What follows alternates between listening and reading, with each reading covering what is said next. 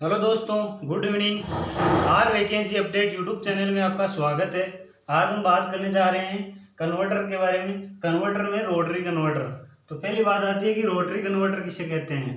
ठीक है, rotary converter किसे कहते हैं, इसकी परिभाषा क्या है। रोटरी कन्वर्टर वो होती है युक्ति, वह युक्ति जो एसी को डीसी में व डीसी को एसी में बदलती है वह कन्वर्टर्स रोटरी कन्वर्टर कहलाता है। रोटरी कन्वर्टर कहलाता है। ठीक है, वह युक्ति जो एसी को डीसी में और डीसी को एसी में दोनों काम करती है ये। ठीक है, जैसे हमने पढ़ा था पहले वो रोटरी कन्वर्टर के बारे में आ गया।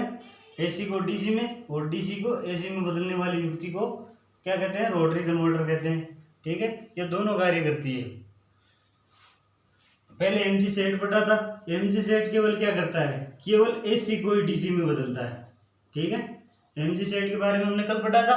उसमें क्या था कि एसी को केवल डीसी में बदला जाता है और उसमें दो मशीनें प्रयोग की जाती है। एमजी का मतलब हो गया मोटर और जनरेटर, दो प्रयोग करते हैं, जबकि इसमें केवल एक ही मशीन का उपयोग किया जाता है। ठीक है, अब बात करते हैं कि रोटरी कन्वर्टर होते हैं, वो परिभाषा हो गई। दो प्रकार के होते हैं रोटरी कन्वर्टर, वो कौन कौन से होते हैं। यह मुख्यतः दो प्रकार के होते हैं। कौन कौन से होते हैं दो प्रकार के। एक तो होता है सिंगल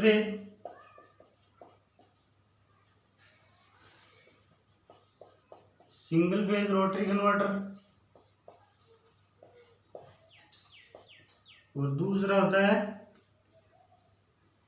3 फेज रोटरी कन्वर्टर। ठीक है, दो प्रकार के रोटरी कन्वर्टर है।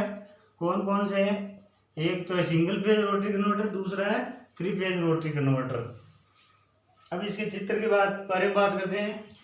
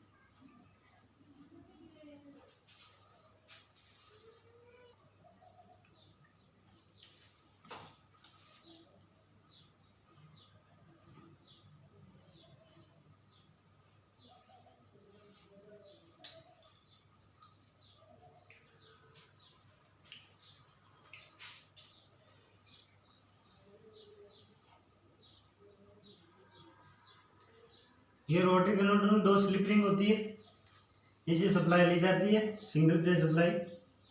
यहाँ से सिंगल फेज एसी सप्लाई।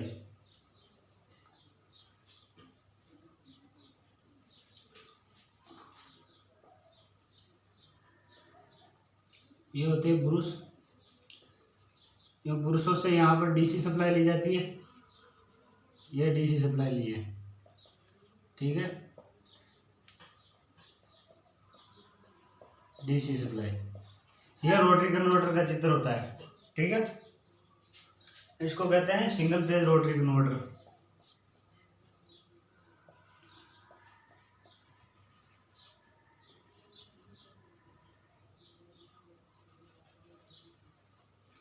यह रोटरी कन्वर्टर है, सिंगल फेज रोटरी कन्वर्टर है।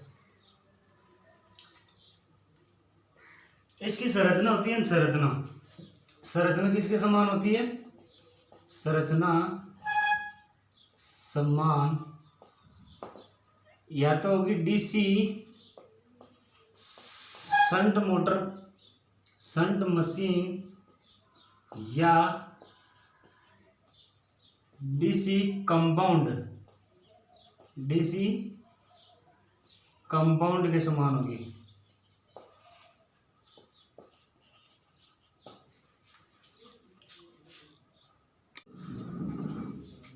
बात करते हैं कि इसकी संरचना होती है वो डीसी शंट या डीसी कंपाउंड के समान होती है। अब बात करते हैं कि जो इसके अंदर जो रोटरी कन्वर्टर होता है, इसके अंदर जो पैदा होने वाला विद्युत वाहक बल होता है वो अल्टरनेटिंग समबाहु का होता है। किस समबाहु का होता है? अल्टरनेटिंग।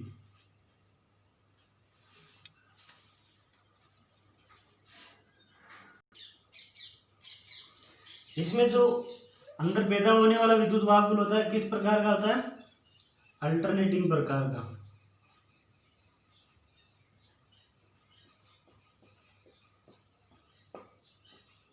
अल्टरनेटिंग स्वभाव का, ठीक है। यानी ऐसी प्रकार का अंदर विद्युत वाहक बल यानी ईएमएफ पैदा होता है अंदर। लेकिन हमें क्या चाहिए? डीसी चाहिए। तो डीसी पैदा करने के लिए यानी डीसी प्राप्त करने के लिए क्या किया जाता है? यहाँ पर एक तो कम्यूटेटर लगाया जाता है।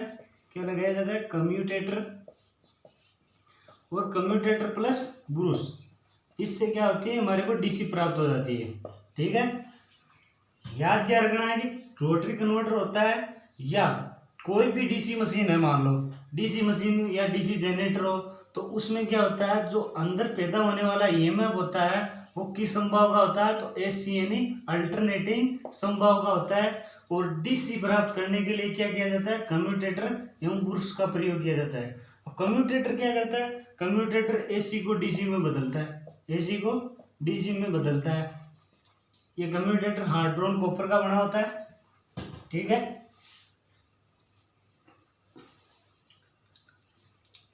अब देखो इससे एक तो इधर एसी प्राप्त हो रही है, इधर डीसी प्राप्त हो रही है, तो इससे दो सप्लाई प्राप्त की जा सकती है।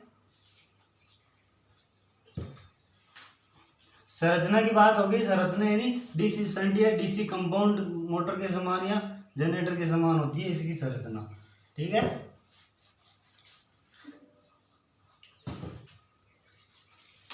इससे दोनों सप्लाई होती है। सप्लाई किस प्रकार की प्राप्त की जाती है?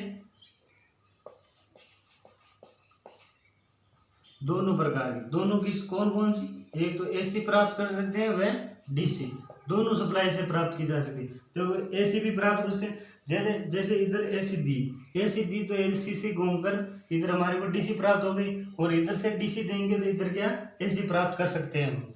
तो दोनों धाराओं में दोनों सप्लाई प्राप्त कर सकते हैं, एसी सप्लाई और डीसी सप्लाई दोनों सप्लाई प्राप्त कर सकते हैं रोटरी कन्वर्टर के द्वारा, ठीक है।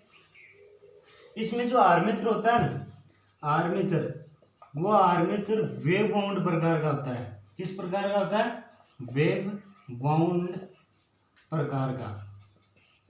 इसमें जो समांतर पथ होते हैं ना, समांतर पथों की संख्या इसमें 2 होती है, ठीक है। और इसमें 180 के वैद्युतिक अंश के अंतर पर 2 टेपिंग निकाली जाती है, ठीक है। 2 टेपिंग निकाली जाती है, ठीक है। ऐसी सप्लाई के लिए 180 के अंतर पर सिंगल फेज में 2 टेपिंग निकाली जाती है, ठीक है। इससे एसी सप्लाई प्राप्त होती है, और इधर ब्रूस से हमें डीसी सप्लाई मिलती है।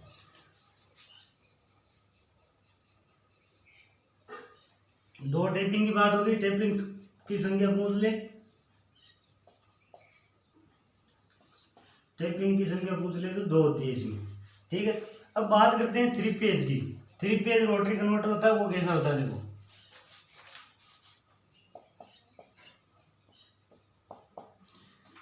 3 फेज, देखो इधर ये जो स्लिप रिंग की संख्या होती है ये 3 होती है 3 फेज में, ये 3 फेज सप्लाई होगी, ठीक है। 3 फेज सप्लाई एसी है, ठीक है। इधर डीसी प्राप्त करनी है, इधर कोई चेंजिंग नहीं होगा। और 3 फेज स्लिप रिंग है, ये रोटरी कन्वर्टर हो गया। इसमें मतलब वाइंडिंग है ना, 3 फेज वाइंडिंग की जाती है रोटरी कन्वर्टर में। सिंगल फेज रोटरी कन्वर्टर में दो ही फेज की वाइंडिंग की जाती है जो सिंगल फेज वाइंडिंग थी, और 3 फेज रोटरी कन्वर्टर में 3 फेज वाइंडिंग की जाती है, 3 वाइंडिंग की जाती है इसमें। ठीक है,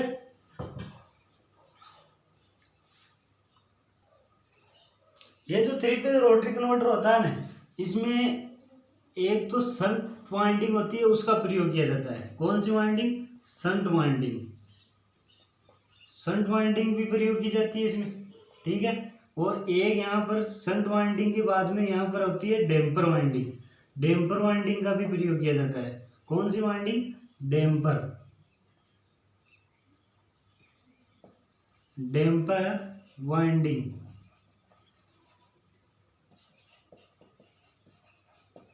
डैम्पर वाइंडिंग का प्रयोग किया जाता है इसमें।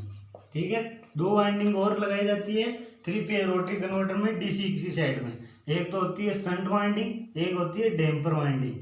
ठीक है,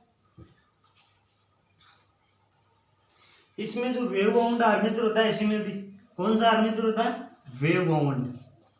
वेव बाउंड आर्मेचर। इसमें जो टेपिंग निकली जाती है ना, वो टेपिंग 3 निकाली जाती है। देखो, एक ये हो गई, एक ये होगी RYB, 3 पे 3 टेपिंग निकाली जाती है। ये 120 डिग्री के वैद्युतिक अंतर पर होती है। ठीक है, कितने वैद्युतिक अंतर पर होती है? 120 डिग्री के वैद्युतिक अंतर पर होती है। अब इसके आगे बारे में बात करते हैं कि इसके लाभ क्या क्या है, मतलब 3 फेज रोटरी कन्वर्टर के लाभ क्या क्या है।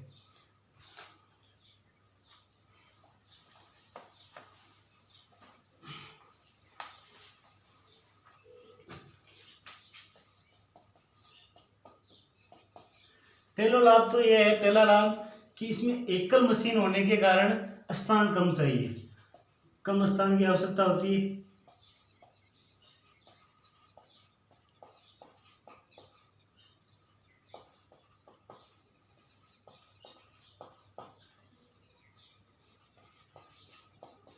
ठीक है, पहली तो बात है कि भाई इसमें जो स्थान होता है, एकल मशीन होने के कारण कम स्थान की आवश्यकता होती है। और दूसरा है कि इसका है ना जो आकार होता है ना, एकल मशीन होने के कारण इसका आकार भी क्या होता है? छोटा होता है। जो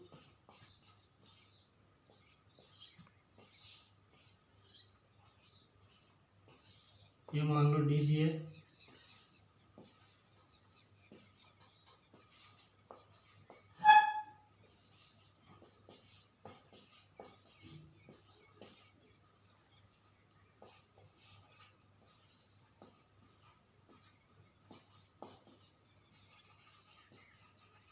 ठीक है, इसका आकार क्या होता है? आकार छोटा होता है।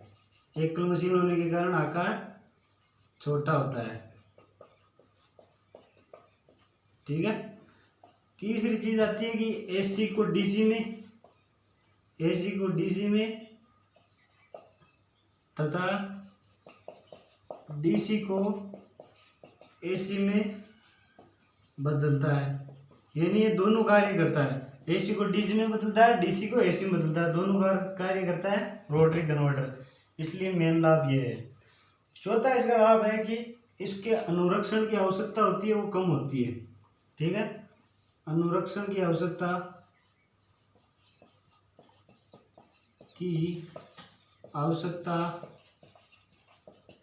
कम होती है।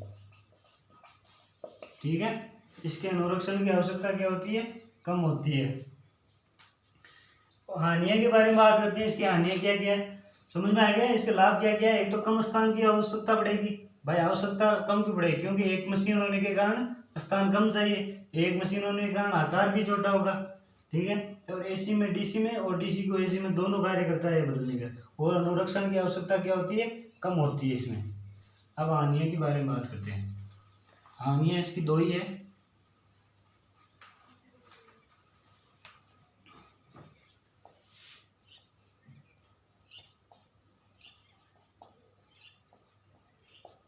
पहली हानि तो ये है कि जब हम डीसी देते हैं ना, इसे डीसी देते हैं, जैसे मान लो डीसी से चलाकर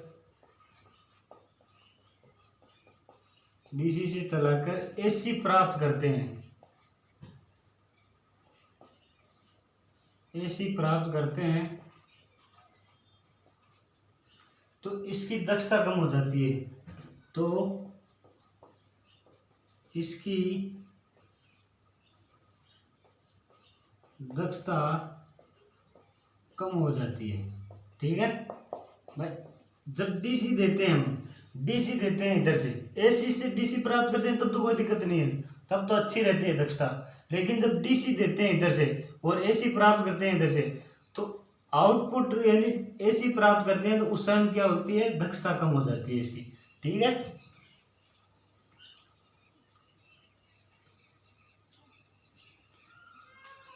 दूसरी चीज है कि इसमें इनपुट व आउटपुट, इनपुट और आउटपुट दोनों सप्लाई एक ही, दोनों सप्लाई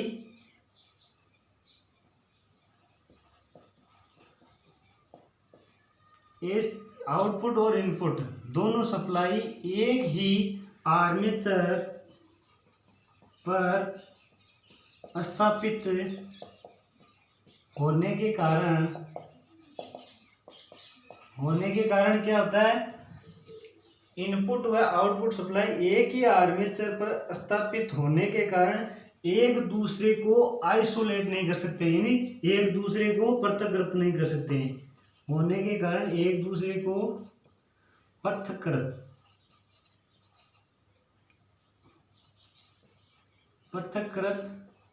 नहीं कर सकते हैं, यानी इस एक दूसरे को आउटपुट और इनपुट दोनों को मतलब आइसोलेट नहीं कर सकते हैं, पृथक्कृत यानी अलग अलग नहीं कर सकते हैं। एक ही मशीन होने के कारण इसको आउटपुट और इनपुट दोनों एक ही आर्मेचर पर स्थापित होती है, तो ये एक क्या है, बहुत बड़ी हानि है।